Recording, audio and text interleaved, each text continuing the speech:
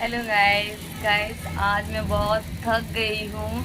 Reason ये है कि आज मेरी स्कूटी ने साथ नहीं दिया। मेरी स्कूटी ने आज वो सेल्फ स्टार्ट ही नहीं हुई गाइस। तो मुझे इधर से स्कूल आज पैदल जाना पड़ा और उधर से तो मैं ऑटो से आ गई थी, लेकिन बहुत थकान सी महसूस हो रही है। आके मैं सो गई। सोने के बाद उठी तो मुझे बच्चों के स्कूल के नोट्स बनाने थे, जो कि मैं वर्क करवाती हूँ बच्चों को। तो गैस मैं फटाफट से वो नोट्स बना लेती हूँ। तब तक आप देखिए कि मैं किस तरह से अपना काम कर रही हूँ। मैं दिखा दूँ आपको। ये देखिए बच्चों की बुक है जिसकी मैं नोट्स बना रही हूँ, और ये है मेरी नोटबुक जिसमें मैं नोट्स लिख रही हूँ। हैंड राइटिंग बहुत ही गंदा है मेरा, प्लीज़ मजाक नहीं बनाइएगा। बस समझ आ जाता है, इतना भी गंदा नहीं है। आप समझना चाहेंगे तो समझ लेंगे। कोशिश की बहुत की हैंड राइटिंग सुधार लूँ, पर नहीं सुधरी, क्योंकि शुरू से जैसा करते आए वही बना रहा, तो वही चलता भी रहा। तो मैं फटाफट से बच्चों के नोट्स कुछ मैंने लिख लिए हैं, कुछ और लिख लेती हूँ। उसके बाद आपसे मिलते हैं। तो गाइस मैंने पहले लिख लिए थे बच्चों के नोट्स, तो थोड़े प्रश्न रह गए थे जो कि मैंने अभी कंप्लीट कर लिए हैं। इन प्रश्नों को कंप्लीट करने के बाद मैं यही कहना चाहूँगी, यदि मेरे बच्चे मुझसे जुड़े हुए हैं या जो भी स्टूडेंट्स हैं या जो भी पढ़ाई लायक से जुड़े हुए हैं, हमारे जीवन में भागम भाग बहुत रहती है। बच्चे हों या फिर हम जैसे बड़े लोग हों, भागम भाग सभी के जीवन में। कहते हैं बच्चों के लिए क्या काम है, तो आजकल बच्चों के लिए एक बहुत ज़रूरी काम है उनका क्या, गेमिंग प्रोसेस।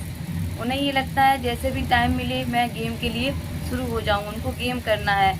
तो कुछ बच्चे पढ़ाई पे ही पूरा ध्यान देते हैं, अपना शेड्यूल बना रखा है उन्होंने कि हाँ मुझे इतना टाइम पढ़ाई में देना है, इतना टाइम मुझे अपना गेमिंग में देना है। तो ठीक है, क्योंकि बच्चे अब बाहर एक्टिविटी कम करना चाहते हैं, आउटडोर गेम्स कम खेलते हैं, इंडोर गेम्स जाहिर सी बात है घर में फ़ोन ही बजता है, और अदर्स भाई बहन तो साथ खेलना पॉसिबल नहीं होता, फिर लड़ाई झगड़े बहुत होते हैं।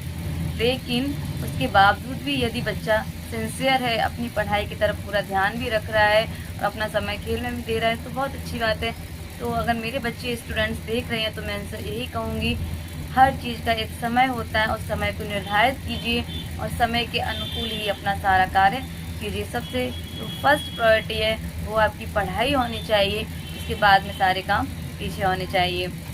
कभी कभी हम समय का अभाव दर्शाते हैं, कहते हैं कि नहीं मेरे साथ ही समस्याएं हुई, मेरे साथ वो समस्याएं हुई। मैंने अपने जीवन में एक चीज़ बहुत अच्छे से सोची। हालांकि जो मेरा बैकग्राउंड रहा है उस समय का बहुत कुछ ठीक नहीं था, लेकिन मैंने ये सोचा है कि मुझे उसको कोसना नहीं है। जो मेरे साथ हुआ है मुझे उसको ध्यान में रखते हुए मुझे उनमें सुधार लाना है। अब मुझे अगर मौका मिला है तो मैं उस मौके का सदुपयोग भरपूर करूँगी। हो सकता है मेरे पास उस समय समझ नहीं थी, समझाने वाला कोई नहीं था।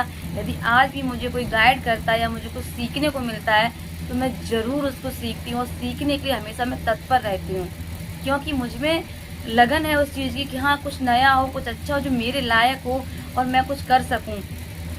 तो गाइस मुझे इस चीज़ की बहुत ज़्यादा जिज्ञासा रहती है कि कुछ नया हो जो मैं कर सकूं, मुझे भी पता चले ये कैसे होगा। तो मैं हमेशा तैयार रहती हूँ सीखने के लिए भी और करने के लिए। तो मैं अपने बच्चों से यही कहना चाहूँगी, हर किसी के साथ कोई ना कोई अभाव होता है, उनको कोसिए नहीं, उनको सुधारने की कोशिश कीजिए और समय के अनुकूल अपने आप को बनाइए। आज के समय में ऐसा नहीं कोई भी चीज़ असंभव है, अगर आप सोच लें तो सब कुछ संभव है। तो गाइस आप सभी के लिए आज इतना सा ही। ब्लॉग कैसा लगा, चैनल को लाइक कीजिए, सब्सक्राइब कीजिए। धन्यवाद।